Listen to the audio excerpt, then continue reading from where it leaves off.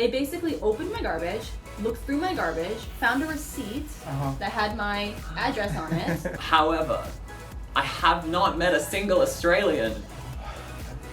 Cone?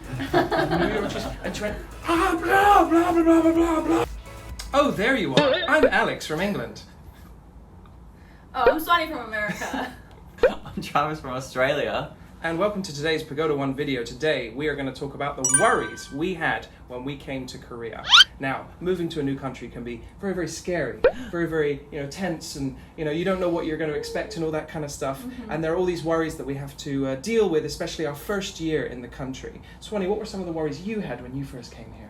My first year when I lived here, I lived with my cousin. You know, she's older than me, and obviously she's Korean, so she took care of everything. So I didn't really worry about anything. But then I moved into my own place alone in a studio. They didn't tell me like anything. They were just like, okay, now you live here. Like, if you have any questions, like, let me know. And I was just like, okay, cool. Like, and then time came to throw the garbage out. You know, you just throw the garbage out. And I asked my building manager, like, what's up with the garbage? And he just says like, these are the days. That's it. So I was like, okay, that's good to know, I guess. But like, I don't know where to throw it out or anything. And like, okay, right next to the building, there's like a bunch of garbage. So I was like, this must be it. So I just put all my garbage there and I left. I did that like a few times. Basically one day, I was inside my house and some lady knocked on my door. I don't answer the door for strangers or unless I'm expecting someone. Okay, I'm not expecting anybody, so I'm not gonna open the door. And I hear them like shuffling about in front of the door. Yeah, and I was like, what's going on? I was like really like scared. Then I hear like footsteps go down. So I go out there and I open the door. They put my garbage in front of my door. What happened was I was using the wrong garbage bags. Right. So you have to use specific garbage bags for your city or your neighborhood or whatever. Yes. I didn't know that. And nobody told me. They basically opened my garbage, looked through my garbage, found a receipt that had my address on it, put everything back, tied it up, and put it in front of my door. So then I realized, okay, I'm using the wrong bags. Ever since then, I have like a fear. There's a lady, kind of like ajumma, or like middle-aged woman, she goes through all the garbage. She's like sorting it and like making sure that everything kind is of illegal. She's the garbage. She's the garbage spy. Well, that this is like not weird. Like they have a person who just like sorts it, making sure that like the things go together. Oh, okay, yeah, okay, that makes sense. Yeah, for recycling. Yeah, because you can't recycle everything, and sometimes people just put. I understand. Yeah, like she's also a spy. She's a spy. Yeah, for the government. Yeah, definitely. Yeah, she has all your information is in a file. She has my address because she found it in my garbage. So now every time I throw the garbage out, first of all, I rip up all of my addresses. And like I'm so scared now every time that I'm gonna do something wrong. Like that's continuously a worry for me still. I'm just imagining like you guys walking to your trash areas and there's like a guy in a hat with sunglasses reading a newspaper just like watching you as you're putting your trash out, and then when you go away he like watches you and then puts the newspaper down and then opens the trash. They're quite anal about recycling. Recycling needs to be like with like always, and like that's still a worry for me, like living alone now. Garbage. Take care of it, please.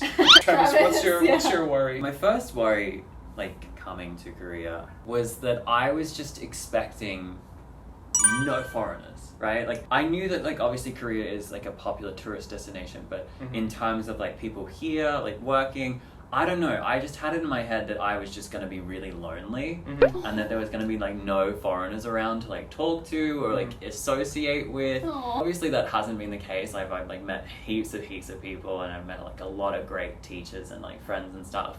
However, I have not met a single Australian. Honest to God, not met another Australian. Oh wow. I don't know where they are. Where are you? Please. We used to have one, We used to have one here. But we did, yeah, Walter. He used to do these videos. I am actually Walter. I will say, I have actually met someone who is like partially Australian. He lived a good amount of his life in England and then he did spend like 12 years maybe in Australia. I will say I have also met a student who was born in Australia So some people, but no one that has like specifically been both born and raised in Australia. So no one to really like connect with my weird. Your Australianness. Yes. Yeah. Your Aussie quirks. Yes. Yeah. That's understandable. I don't really meet many British people here, but I think that's just because there isn't a preponderance of British people here. It's mostly Americans and Canadians, and that's it. Yeah, I've met a lot of Americans, I guess. A lot of Americans, yeah. Hey guy, where are you guys from? Oh, that's awesome, bro. Like, Yeah, exactly. Like exactly like that. Exactly like Yeah. that. That's exactly what Yes. English academies are looking for. What my worry was the language. I was thinking to myself, like, how am I gonna know where I'm going? How am I gonna fill out forms? I was worried about all of these things, and some of them, like, I just tackled them head on. Like, I remember most bus stops are written in Korean. They're not really written in that much English. So I got on a bus and I had no idea where I was, and I didn't realize that nobody in this country knows street names, because in my country street names are everything, right? Yeah, right. If you're in New York, for example, like, you can just be like, take me to 33rd in between blah and blah, and they will know exactly where to take you. Yeah. But in Korea, I got off this bus and I had no idea where I was, and I just kept stopping all these cab drivers, and I was like going, Metan-ro, Metan-ro, Aw. Metan-ro, and they were just like, what? Like that. So that was pretty stressful. And also just like interacting with people who just assumed I speak Korean. So I remember I went into Baskin Robbins with my friend Michael. This is very embarrassing. And I went in and I looked at the girl behind the counter, and I cone, New York cheesecake, and then she went, blah blah blah blah blah blah blah blah blah blah blah blah blah blah blah blah blah blah, like this, and I was like, cone, New York cheese, and she went, blah blah blah blah blah blah blah blah blah, and so I just grabbed Michael and ran out of the store. Aww. And that was pretty embarrassing. It's a very cowardly act. I ran away from the Korean language. Have you? Like, cause you've been here for like a long time. Mhm. Did you ever take Korean classes, or you just? Oh yeah, no, you of course. Did? Oh, yeah. okay. Yeah, I took them at Sukmyong Women's University, where all of the teachers were students at the university. Ah. So that was pretty cool, and some one-to-one lessons, and also by myself. Oh, good. Having Korean friends. Did you learn anything before coming? Yeah, I learned yoja, namja, and piengi because I did, what was it? Rosetta Stone. Oh my god. What a load of rubbish. Honestly, like, they were like, oh, this is the perfect thing to learn a language, and I did it, and all I learned how to say was yoja, namja, and piengi. For me, it's on the phone, over the phone. Like, Oh my god. if I it's can so go somewhere in person, it's so much easier to communicate. Mhm. But over the phone, even though my Korean is like pretty decent, still over the phone, I'm like, I need to make an appointment.